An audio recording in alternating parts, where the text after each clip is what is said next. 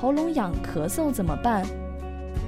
如闻医生特邀专家郑国喜，西安交通大学第2附属医院耳鼻喉头颈外科主任医师。那么喉咙痒、咳嗽就是慢性咽炎的话一个症状，特别是现在这个季节以后不下雪、不下雨以后，空气比较干燥，再加上好多的话人过敏，引起一个喉咙痒，就是不断的咳嗽，所以的话就是一个过敏性咽炎。那么我们过敏性咽炎的话，我们进行药物治疗，比如说吃些孟洛司他片呀，吃一些抗过敏的药物进行缓解。那么生活中的话，就是尽量不要到刺激的有气味的地方去，然后的话远离一些花粉呀，比如说远离一些灰尘呀等等，这个过敏性咽炎的话会好。